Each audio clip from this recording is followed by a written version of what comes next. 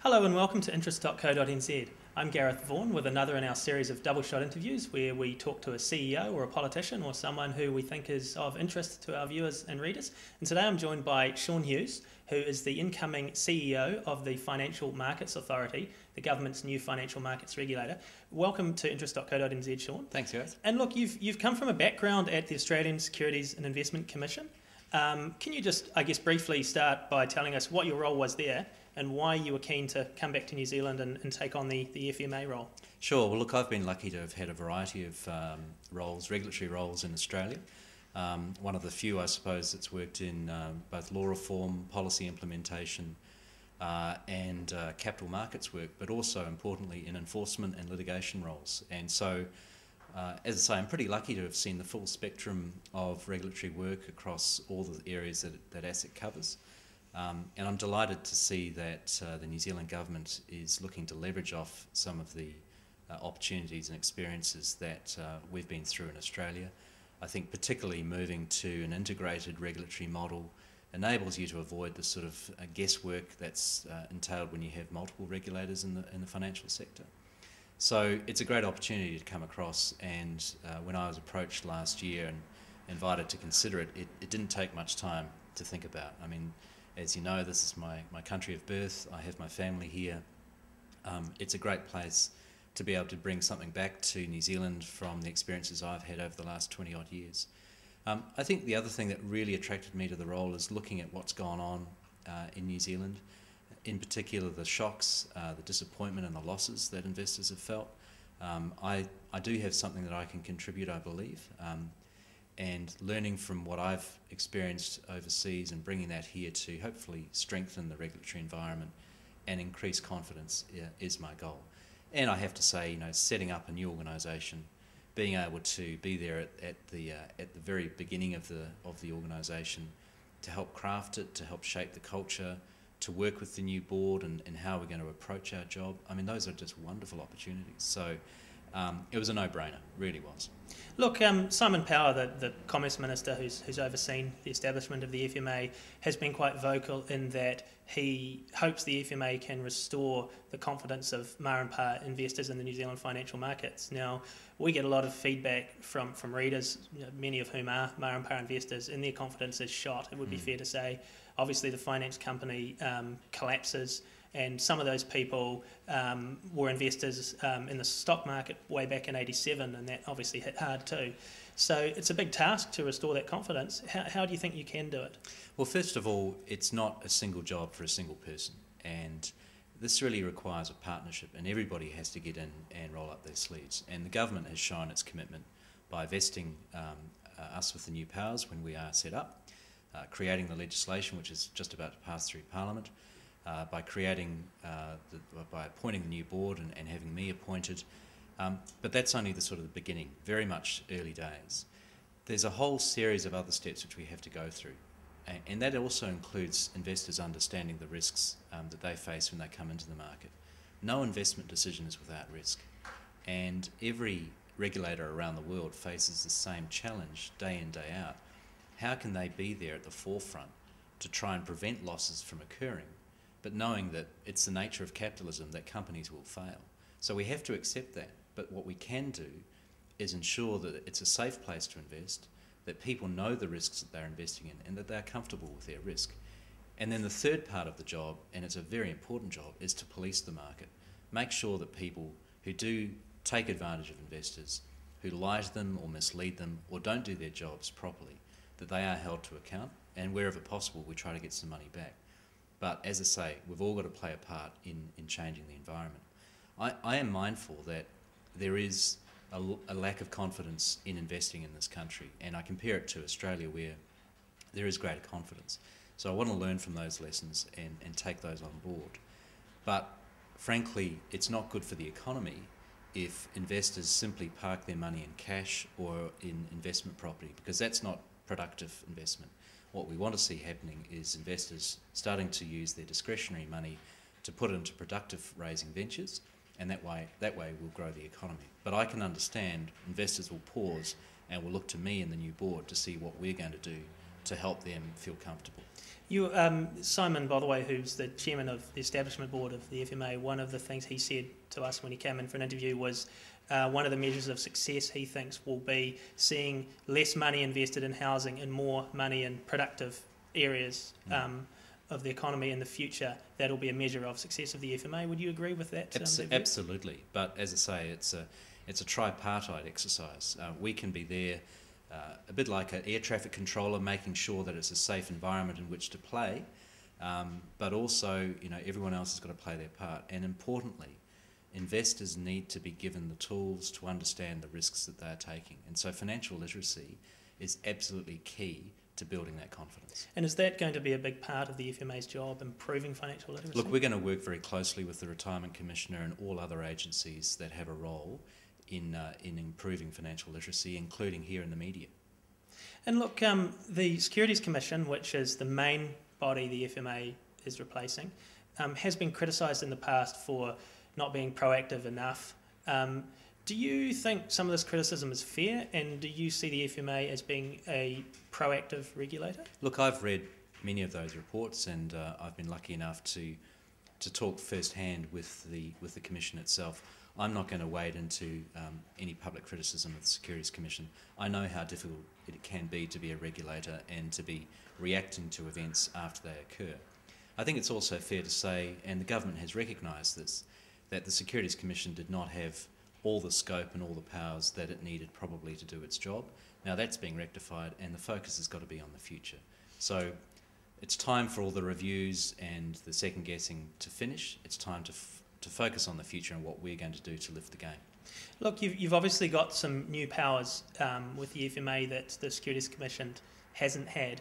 One of these is the ability to step into an individual or investor's shoes and take action against a company director, auditors, trustees, those types of people, potentially retrospectively. How important is this power, and do you think you will be using it in the short to medium term? Look, I think it's a critical power, and it's very closely modelled on a similar power in Australia, which has actually been around for about 30 or 40 years. And if I, again, look at my Australian experience and say, when's it appropriate to use that power?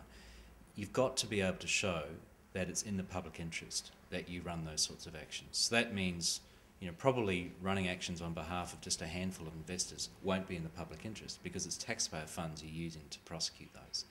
But what we do want to use that power for is to set some early benchmarks around directors' duties and the obligations of others in the financial markets as to what their legal obligations are and how they're meant to perform them.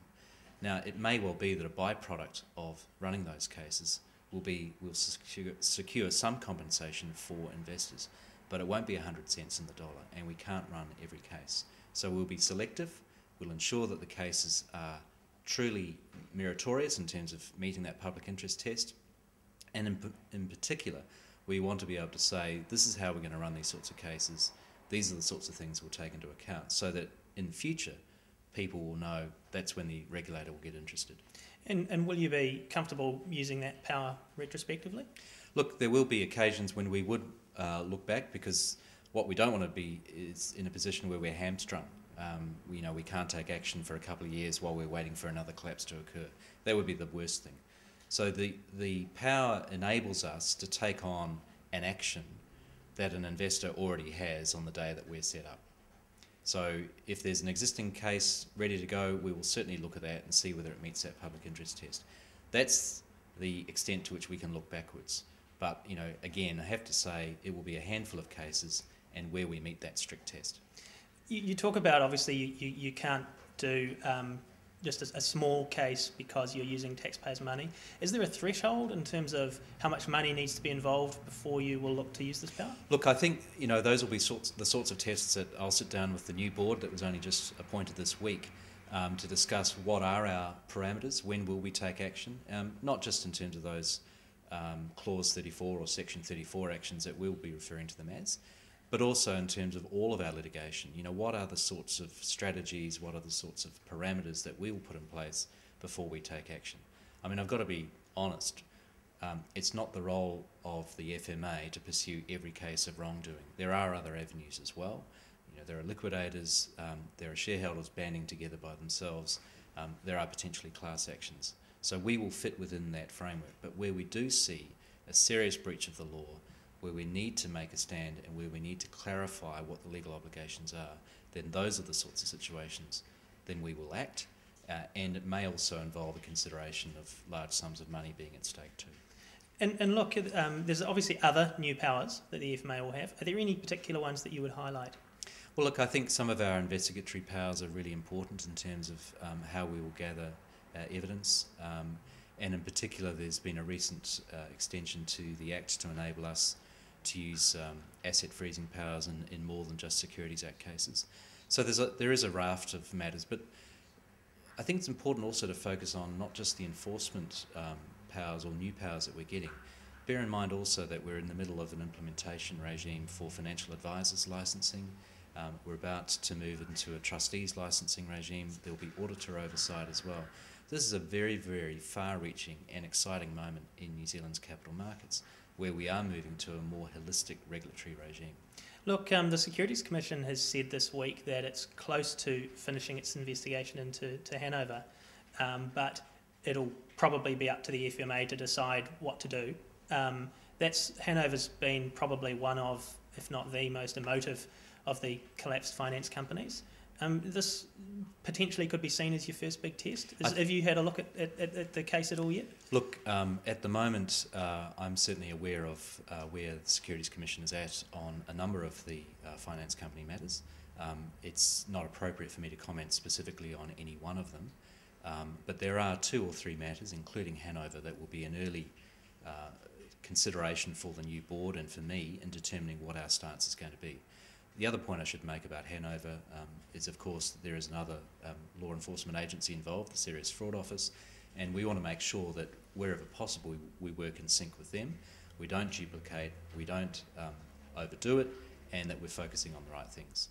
Yeah, look, obviously the FMA pulls together a few different regulatory bodies, powers from obviously Securities Commission, MED and NZX, but SFO is still sitting out there on its own. So do you see yourselves working closely with the SFO? How's that relationship going to work? Look, Adam Feely and I have had some really productive early discussions, and that's very much focused on information sharing, wherever possible, sharing resources and assets, and making sure that we focus on the right things. Now, Adam and his team have got expertise in terms of criminal investigation and prosecutions, particularly in connection with serious fraud. The FMA has got a broader role and includes a role in terms of regulatory matters and raising the investor participation in capital markets. So we actually have quite different roles, but there will be times when we come closely together. And one commitment that I want to make is that we will not fight over our turf. We will sit down and we will have an agreement as to who's going to do what, and we won't waste taxpayers' funds. Look, one of the fascinating things I always think with regulators is that once we have a big crisis, we have the finance company collapses or we have the global financial crisis, and then lots of regulators around the world sit there and look at what went wrong and how they can fix it. Meanwhile, out there somewhere could be a new crisis brewing. How do regulators deal with this issue of, I guess, getting over the last crisis and preparing for the next one when you don't perhaps quite know where it's going to come or what it'll be? Well, I think there's 2 responses. Firstly, at a national level, and secondly, international. Firstly, on the national level, something that we are very excited about at the FMA is that we're going to be funded to establish a brand new market intelligence unit. And my vision for that unit is that it'll have both a macroeconomic assessment, and that'll look globally, it'll look to see what the new initiatives are, what potential shocks are coming this way, what are potentially regulatory issues overseas that might affect us, such as in relation to, say, derivatives or other high-risk products.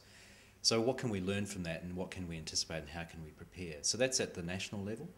And also that that market intelligence unit will also look at some of the micro information that we have about either particular industries or particular sectors or companies themselves, and enable us to predict where risks might occur and hopefully prevent losses from occurring.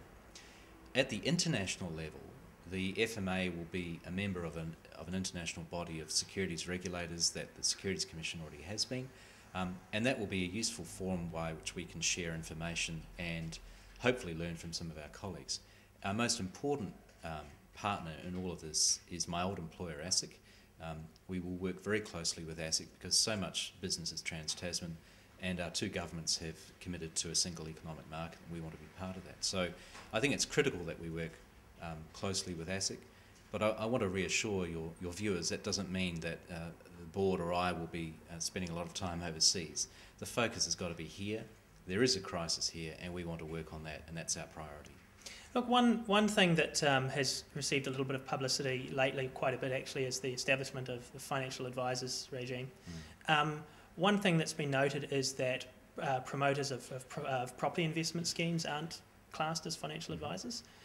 Just wondering whether this is something you've looked at, and if so, why that might be, and whether you'd like to see that changed. Well, look, the financial advisors regime was enacted and has been implemented before I came on board. So I've had no influence over it, but it's certainly something that I think we need to look at, and I'm very mindful of a number of the commentaries and criticisms that have been expressed at the moment, that does raise a potential risk for investors if they're not aware that advisors on those schemes are not captured by the new regulatory arrangements. Now, what's the opportunity to do something about that? I think that the FMA and the board and I have got a real obligation that if we see something being outside the scope of what should be covered, then we've got a duty to call that out.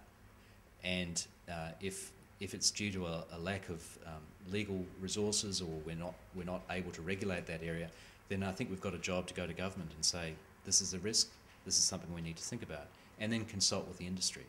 Now, the practical response to the particular situation you're talking about is, let's see how that unfolds over the next few months, and potentially look at it as for something for inclusion as part of the Securities Act review, which the government has accelerated the time frame on. Look, obviously you're not quite established yet, but as you said, the legislation's before Parliament now. When do you expect the FMA will be up and running? Also, have you got the budget in place yet? I know Simon Botherway talked to us about hoping that the Securities Commission budget would be doubled. So do you have enough money? And also, in terms of staffing, are you hiring people, and are you looking to increase your presence in Auckland and Wellington? Sure. Well, there's a lot of questions there. The legislation is just about through Parliament, and we would expect it to be enacted sometime by the middle of April, so within the next week or so. It's up to the government to announce the formal commencement date, but at the moment we're working towards a 1 May start date. We can start earlier if need be, or we can start later, but that's the prediction at this stage. As to budget, look, the formal announcement of the budget will have to be deferred until the national budget is announced in May by the Minister of Finance. But we're confident that the government will fund us to do all that's required. Certainly the early indications that we've had are extremely positive. But having said that, we're mindful that there are some extraordinary pressures on the economy at the moment, with a variety of shocks out there, and we have to pull in our belt as well, just as the rest of the public sector has to. So we will do whatever's required with whatever we've got. I've been in this position elsewhere, and the fact is you just make do with what you have, and I'm confident the government will put its money where its mouth is. As to location, look, at the moment the Securities Commission is largely based in Wellington with a small presence in Auckland. The MED functions that we're acquiring are split between Wellington and Auckland. Again, subject to budget, I would like to grow our presence in Auckland considerably, and the reason for that is this is where the market is based, this is where we need to be visible and to be credible. And again, you know, over time I would expect to see us increasing our resources here. But first of all, I want to work with the team that I'm inheriting on day one, help them shift to a new organisational model, start to imbue a slightly different culture around proactivity and being nimble and being very much visible in the market. But that necessarily entails us having to be visible everywhere throughout the country.